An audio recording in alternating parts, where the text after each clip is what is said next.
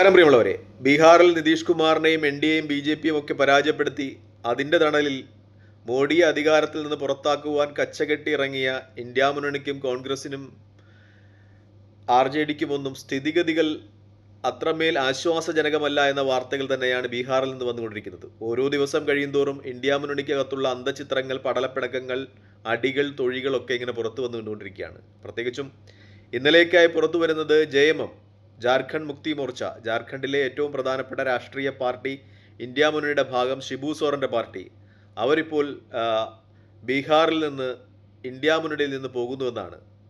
അതിനുശേഷം ഇപ്പോൾ അവർ പറയുന്നത് ബീഹാറിൽ ഏകദേശം 6 സീറ്റോളം, തങ്ങൾക്ക് സ്വാധീനമുള്ള 6 സീറ്റോളം അവർ മത്സരിക്കും ഇന്ത്യ മുന്നണിയിൽ നിന്ന് പുറത്തുപോയി എന്നാണ്. മറ്റൊരു കാര്യം കൂടി അവർ പറയുന്നുണ്ട്, ഇന്ത്യ മുന്നണി പൂർണ്ണമായി തന്നെ അവർ വിട്ടുപോകുന്ന ഒരവസ്ഥ ഉണ്ടായേക്കാമെന്നാണ്. അതായത് ഇപ്പോൾ തൽക്കാലം ബീഹാറിലെ ഇന്ത്യ മുന്നണിയുമായിട്ട് മാത്രമേ അവർ ബന്ധം വിച്ഛേദിച്ചിട്ടുള്ളൂ. ജാർഖണ്ഡിൽ അവർ കോൺഗ്രസും ആർ ജെ ഡിയും ഒക്കെ ആയിട്ട് ഒന്നിച്ചാണ് മത്സരിച്ചത്. അവർ രണ്ടുപേരും ചേർന്നുള്ള, കോൺഗ്രസും ആർ ജെ ഡിയും ഒക്കെ ചേർന്നുള്ള മന്ത്രിസഭയാണ് ജാർഖണ്ഡിലുള്ളത്. ഒരുപക്ഷെ അതും വിട്ടേക്കാം എന്ന രീതിയിലുള്ള ചില പ്രസ്താവനകൾ JMM നേതാക്കന്മാരുടെ ഭാഗത്തു നിന്നുണ്ടാകുന്നു. JMMനെ സംബന്ധിച്ച് അവർ ജാർഖണ്ഡിൽ അത്ര വലിയ ശക്തിയൊന്നും അല്ലെങ്കിൽ പോലും ആർ ജെ ഡിക്ക് ബീഹാറിലെ ലാലു പ്രസാദ് യാദവിൻ്റെയും തേജസ്വിനി യാദവിൻ്റെയും പാർട്ടിക്ക് 7 സീറ്റോളം കൊടുത്തു. 4 സീറ്റ് അവർ വിജയിച്ചിട്ടുണ്ട്. അപ്പോൾ അതിൻ്റെയൊക്കെ ഒരു ഉപഹാരസ്മരണയായിട്ട് ബീഹാറിൽ ആർ ജെ ഡിക്ക് JMMന് 2-3 സീറ്റ് കൊടുക്കാമായിരുന്നു, പക്ഷേ കൊടുത്തില്ല. എന്തായാലും JMM ഇപ്പോൾ ബീഹാറിൽ ഇന്ത്യ മുന്നണി വിട്ടിട്ടുണ്ട്.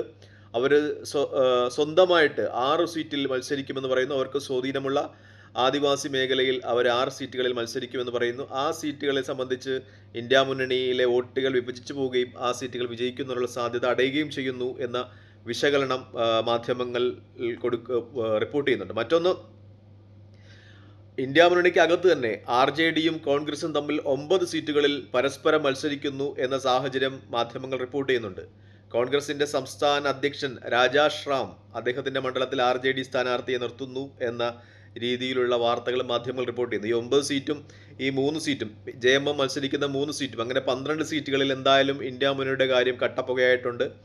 ആ സീറ്റുകളിൽ മത്സരിക്കുന്ന കാര്യം വളരെ പാടാണ്. കാരണം വോട്ടുകൾ വിഭജിച്ചു പോവുകയും ആ സീറ്റുകളിലൊക്കെ NDA ഘടകകക്ഷികൾ ജയിക്കുവാനുള്ള സാധ്യതകളാണ് മാധ്യമങ്ങളൊക്കെ റിപ്പോർട്ട് ചെയ്യുന്നത്. പ്രത്യേകിച്ചും വളരെ കടുത്ത ഒരു മത്സരം, ഇഞ്ചോടിഞ്ച് മത്സരം നടക്കുന്ന ഒരു സംസ്ഥാനത്ത് കഴിഞ്ഞ പ്രാവശ്യം ഏകദേശം 15 സീറ്റിൻ്റെ പിൻബലത്തിലായിരുന്നു NDA മുന്നണി അധികാരത്തിലെത്തിയത്. പക്ഷേ ഒരു പ്രത്യേകത കൂടി ഉണ്ടായിരുന്നു. LJD അന്ന് NDA മുന്നണിക്ക് അകത്തായിരുന്നില്ല, NDA മുന്നണി വിട്ടാണ് മത്സരിച്ചത്. അവരിപ്പോൾ തിരിച്ചു വന്നിട്ടുണ്ട് NDA മുന്നണിയിൽ. അതുകൊണ്ട് NDA മുന്നണിക്ക് ഒരു അഡ്വാൻറ്റേജ് അവിടെ ലഭിക്കുന്നുണ്ട് ബീഹാറിൽ എന്ന കാര്യം സംശയലേശമെന്നേ പറയാം. ആ അവസരത്തിലാണ് ഇപ്പോൾ ഇന്ത്യ മുന്നണി സാഹചര്യങ്ങളെ കളഞ്ഞു കുളിക്കുന്ന രീതിയിൽ വീണ്ടും ഈ അന്തചിത്രങ്ങളും തമ്മിലടികളുമായിട്ട് മുന്നോട്ട് പോകുന്നതെന്ന രീതിയിലുള്ള വലിയ ആക്ഷേപങ്ങൾ മാധ്യമങ്ങൾ നിറഞ്ഞു നിൽക്കുന്നുണ്ട്. പ്രത്യേകിച്ചും മറ്റൊരു കാര്യം കൂടി പുറത്തു വരികയാണ് ബീഹാറിലെ ഇലക്ഷൻ സംബന്ധിച്ച്. ആർ ജെ ഡിയും കോൺഗ്രസും സീറ്റുകൾ കമ്മീഷൻ വാങ്ങിച്ച് വിൽക്കുന്നു എന്ന രീതിയിൽ, അതായത് പൈസ വലിയ രീതിയിൽ സ്ഥാനാർത്ഥി മോഹികളുടെ കയ്യിൽ നിന്ന് പൈസ വാങ്ങിയിട്ട് ആ സീറ്റുകൾ വിൽക്കുന്നു എന്ന രീതിയിലുള്ള വലിയ ആരോപണങ്ങൾ വരികയാണ്. കോൺഗ്രസിന്റെ സംസ്ഥാന അധ്യക്ഷൻ രാജേഷ് റാമിനെതിരെ അത്തരം ആരോപണങ്ങൾ വരുന്നുണ്ട്. ഒപ്പം ആർ ജെ ഡിയുടെ ചില എം പിമാർക്കെതിരെയും അദ്ദേഹം സഞ്ജയ് റാം ഉൾപ്പെടുന്ന ചില MPകൾക്കെതിരെയും ഇത്തരം ആരോപണങ്ങൾ ഉന്നയിക്കപ്പെടുന്നുണ്ട്. മദൻ ഷാ എന്ന് പറയുന്ന ആർ ജെ ഡിയുടെ ഒരു നേതാവ് ഇന്ന് ലാലു പ്രസാദ് യാദവിൻ്റെ വീട്ടിന് മുമ്പിൽ മിഠായി കിട്ടാത്ത പിള്ളേരെ പോലെ കരഞ്ഞു വിളിക്കുന്ന ഒരു സീൻ മാധ്യമങ്ങളൊക്കെ TV ചാനലുകളൊക്കെ കാണിക്കുന്നുണ്ട്. അദ്ദേഹത്തിന് സീറ്റ് നഷ്ടപ്പെട്ടു. അദ്ദേഹത്തിൻ്റെ കയ്യിൽ നിന്ന് 2.5 കോടി രൂപ ആർ ജെ ഡിയുടെ ഒരു MP ആവശ്യപ്പെട്ടു. അദ്ദേഹത്തിന് കൊടുക്കുവാനില്ലാത്തത് കൊണ്ട് അദ്ദേഹത്തിന് സീറ്റ് ലഭിച്ചില്ല എന്ന് പറഞ്ഞ് അദ്ദേഹം ചോക്ലേറ്റ് കിട്ടാത്ത കുട്ടികളെ പോലെ ആർ ജെ ഡി നേതാവ് ലാലു പ്രസാദ് യാദവിൻ്റെ വീട്ടിന് മുമ്പിൽ കരഞ്ഞു നിലവിളിക്കുന്ന വീഡിയോകളും മാധ്യമങ്ങൾ പുറത്തുവിടുകയാണ്. എന്തായാലും കോൺഗ്രസിനെ സംബന്ധിച്ച് അവർ 5 കോടിയാണ് ചോദിക്കുന്നതെന്ന് പറയുന്നു. കോൺഗ്രസ് ദേശീയ പാർട്ടി ആയതുകൊണ്ടായിരിക്കാം ഒരുപക്ഷെ ആർ ജെ ഡിയേക്കാൾ ഡബിളായിട്ട് വാങ്ങിച്ച് സ്ഥാനാർത്ഥിത്വം കൊടുക്കുന്നതെന്ന ഒരു വിശകലനം കൂടി മാധ്യമങ്ങൾ റിപ്പോർട്ട് ചെയ്യുന്നുണ്ട്. എന്തായാലും സാഹചര്യങ്ങൾ വളരെ അനുകൂലമായിരുന്ന ഒരു ഇലക്ഷനായിരുന്നു ബീഹാറിലേത്. പ്രത്യേകിച്ചും രാഹുൽ ഗാന്ധിയുടെയൊക്കെ വോട്ടർ അധികാരോ യാത്രയുമായി ബന്ധപ്പെട്ട് വലിയ തരംഗമാണ് ബീഹാറിൽ കോൺഗ്രസിനും ആർ ജെ ഡിക്കും ഒക്കെ ഉണ്ടാക്കുവാൻ കഴിഞ്ഞത്. പക്ഷേ അത് നിലനിർത്തുന്നതിന് കോൺഗ്രസിനും ആർ ജെ ഡിക്കും കഴിയുന്നില്ല എന്ന ഒരു വിശകലനം തന്നെയാണ് ഈ ഇലക്ഷൻ സീറ്റ് ധാരണയുമായി ബന്ധപ്പെട്ട് അതിനുശേഷം നടക്കുന്ന ഈ ഇന്ത്യ മുന്നണിയിലെ കലാപങ്ങളൊക്കെ കാണുമ്പോൾ നമുക്ക് വ്യക്തമാകുന്നത് എന്ന ഒരു യാഥാർത്ഥ്യമുണ്ട്. പ്രത്യേകിച്ചും രാഹുൽ ഗാന്ധി എന്ന ഒറ്റ മനുഷ്യൻ ഇന്ത്യയിൽ അങ്ങോളം ഇങ്ങോളം നടന്ന് ഭാരതത്തിലെ ജനാധിപത്യ മതേതര മൂല്യങ്ങളെ തിരികെ പിടിക്കുവാൻ വേണ്ടി പോരാടുമ്പോൾ ആ പാർട്ടിക്കുള്ള ആളുകൾക്ക് പോലും അദ്ദേഹത്തോട് ഒട്ടും ആത്മാർത്ഥതയില്ല.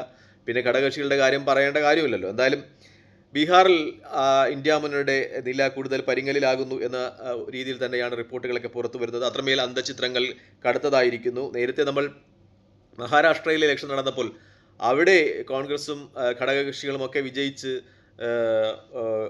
അവിടെയുള്ള NDA മുന്നണിയിലെ കുറച്ച് ഘടകകക്ഷികളെ കൂടി ഇന്ത്യ മുന്നണിയിൽ എത്തിക്കുന്ന ഒരു സ്ഥിതിവിശേഷം ഉണ്ടാകും എന്ന് പ്രതീക്ഷിച്ചിരുന്നു. പക്ഷേ മഹാരാഷ്ട്രയിലും അവിടെ പരാജയപ്പെടുന്ന ഒരവസ്ഥയാണ് ഉണ്ടായത്. അല്ലായിരുന്നുവെങ്കിൽ അവിടെ ഒരുപക്ഷെ മഹാരാഷ്ട്രയിൽ ശരത് പവാറിൻ്റെ NCPയും കോൺഗ്രസും ഒക്കെ വിജയിച്ചിരുന്നുവെങ്കിൽ ഏക്നാഥ് ഷിൻഡെയെ പോലെ അവിടെ ശിവസേന വിട്ടുപോയ ആളുകളൊക്കെ തിരിച്ചു വന്നേനെ. അതുപോലെ അജിത് പവാറിൻ്റെ NCPയും ഒക്കെ ഇന്ത്യ മുന്നണിയിലേക്ക് തിരിച്ചു വരുന്ന ഒരവസ്ഥ ഉണ്ടായേനെ. അങ്ങനെയാണെങ്കിൽ ഒരുപക്ഷേ കേന്ദ്രത്തിൽ നരേന്ദ്രമോദി സർക്കാർ വീഴുന്ന ഒരവസ്ഥ ഉണ്ടായിരുന്നത്. പക്ഷെ അതൊന്നും സാധിച്ചില്ല. NDA അട്ടിമറിക്കുവാൻ ശ്രമിച്ച ഇന്ത്യ മുന്നണിക്ക് മഹാരാഷ്ട്രയിലും പരാജയമാണ് സംഭവിച്ചത്. അതുപോലെ ബീഹാറിലും സംഭവിക്കാനുള്ള സാഹചര്യങ്ങൾ മാധ്യമങ്ങൾ വളരെ അധികമായി തന്നെ ചർച്ച ചെയ്യുന്നുണ്ട് ഈ അവസരത്തിൽ. പക്ഷേ NDA മുന്നണിയിലും ചില പടലപ്പിണക്കങ്ങളുടെ വാർത്തകൾ പുറത്തു വരികയാണ്. അതിലേറ്റവും പ്രധാനപ്പെട്ട കാര്യം എന്ന് പറയുന്നത് അമിത്ഷായുടെ പ്രസ്താവനയാണ്. അമിത്ഷാ പറയുന്നത് തങ്ങളുടെ മുന്നണിയെ നയിക്കുന്നത് മാത്രമായിരിക്കും നിതീഷ് കുമാർ, മുഖ്യമന്ത്രി സ്ഥാനാർത്ഥി നിതീഷ് കുമാർ ആയിരിക്കില്ല, അത് ഇലക്ഷൻ ശേഷം മാത്രമായിരിക്കും തീരുമാനിക്കുക എന്ന രീതിയിൽ അമിത്ഷായുടെ കേന്ദ്ര ആഭ്യന്തരമന്ത്രിയുടെ പ്രഖ്യാപനം ഉണ്ടായിരിക്കുന്നു എന്ന രീതിയിൽ ചില വാർത്തകൾ വരികയാണ്. എന്തായാലും അതോടനുബന്ധിച്ച് നിതീഷ് കുമാറും അമിത്ഷായും തമ്മിൽ കൂടിക്കാഴ്ച നടത്തി എന്ന് പറയുന്നുണ്ട്. അമിത്ഷായോട് നിതീഷ് കുമാർ അസന്നിഗ്ധമായി വ്യക്തമാക്കിയിട്ടുണ്ട് താൻ മാത്രമാണ് NDA മുന്നണിയുടെ മുഖ്യമന്ത്രി സ്ഥാനാർത്ഥി എന്ന രീതിയിൽ ചില വാർത്തകൾ വരികയാണ്. എന്തായാലും ഇരു മുന്നണികളിലും നല്ല പടലപ്പിണക്കങ്ങളുണ്ട് ബീഹാർ ഇലക്ഷൻ സംബന്ധിച്ച് എന്ന വാർത്ത തന്നെയാണ് മാധ്യമങ്ങൾ പ്രധാനമായും റിപ്പോർട്ട് ചെയ്യുന്നത്. പക്ഷേ ഇന്ത്യ മുന്നണിയിലെ പടലപ്പിണക്കങ്ങൾ വളരെ രൂക്ഷമാണ് എന്ന രീതിയിലുള്ള വാർത്തകൾ തന്നെയാണ് റിപ്പോർട്ട് ചെയ്യപ്പെടുന്നത്. പ്രത്യേകിച്ചും രാഹുൽ ഗാന്ധി ഉണ്ടാക്കിയ ഇഫക്റ്റ്, അദ്ദേഹം സംസ്ഥാനത്തെ എല്ലാ ഗ്രാമങ്ങളിലും എല്ലാ പഞ്ചായത്തുകളിലും എല്ലാ മണ്ഡലങ്ങളിലും ഇറങ്ങിച്ചെന്ന് ജനങ്ങളുടെ ഇടയിൽ പ്രവർത്തിച്ച് നേടിയ ഒരു മേൽക്കോയ്മ RJDയും കോൺഗ്രസും വിഭാഗീയത കൊണ്ട് ഇല്ലാതാക്കുന്നു എന്നൊരു യാഥാർത്ഥ്യം കൂടിയുണ്ട്. കുറച്ചുകൂടി നമ്മൾ പച്ചയായി പറഞ്ഞാൽ കോൺഗ്രസ് യാഥാർത്ഥ്യം അംഗീകരിക്കേണ്ടതുണ്ട് എന്ന് തന്നെയാണ് ബീഹാറിലെ വാസ്തവം. പ്രത്യേകിച്ചും RJDയാണ് അവിടെ ഏറ്റവും വലിയ പാർട്ടി. RJDക്കാണ് ജനപിന്തുണയുള്ളത്. കോൺഗ്രസ് ചില പോക്കറ്റുകളിലൊക്കെ ഉണ്ട്. പക്ഷെ വലിയ പാർട്ടി ആയിരുന്നു എന്ന് പറഞ്ഞിട്ട് കാര്യമില്ല. ഇപ്പോഴുള്ള യാഥാർത്ഥ്യം ഉൾക്കൊള്ളണം. ഇപ്പോൾ RJDയുടെ തണൽ മാത്രമേ ബീഹാറിൽ കോൺഗ്രസിന് വിജയിക്കാൻ കഴിയൂ. RJDയുടെ ഒപ്പം നിന്നാൽ മാത്രമേ സീറ്റുകൾ നേടുവാൻ കഴിയൂ. അതിനുശേഷം പതുക്കെ പാർട്ടിയെ ആ സ്റ്റേറ്റിൽ വിജയിപ്പിച്ചെടുക്കുവാനുള്ള അല്ലെങ്കിൽ പുതിയ തരത്തിൽ പാർട്ടിയെ വികസിപ്പിച്ചെടുക്കുവാനുള്ള തന്ത്രങ്ങളുമായി മുന്നോട്ട് പോകണം. താൽക്കാലികമായിട്ട് അവിടെ RJDക്ക് ഒപ്പം നിന്നാൽ മാത്രമേ കോൺഗ്രസിന് വിജയസാധ്യതയുള്ളൂ എന്ന യാഥാർത്ഥ്യം കൂടി കോൺഗ്രസിൻ്റെ പ്രാദേശിക നേതൃത്വം മനസ്സിലാക്കേണ്ടതുണ്ട് എന്നാണ് ഏറ്റവും വലിയ യാഥാർത്ഥ്യം. എന്തായാലും ബീഹാറിലെ സംഭവഗതികൾ ചർച്ച ചെയ്യുമ്പോൾ ഇന്ത്യ മുന്നണിയുടെ അവസ്ഥ കൂടുതൽ പരിങ്ങലിലാകുന്നു. നേരത്തെ ഉണ്ടായിരുന്ന ഒരു മേൽക്കോയ്മ അവർ പരസ്പരമുള്ള പടലപ്പിണക്കങ്ങൾ കൊണ്ട് നഷ്ടപ്പെടുത്തുന്നു എന്ന സ്ഥിതിഗതികൾ മാധ്യമങ്ങൾ ചർച്ച ചെയ്യുകയാണ്. തൽക്കാലം ഈ വീഡിയോ ഇവിടെ വാങ്ങുന്നു. മറ്റു വീഡിയോയുമായി കാണുന്നവരെ നന്ദി, നമസ്കാരം, ജയ് ഹിന്ദ്.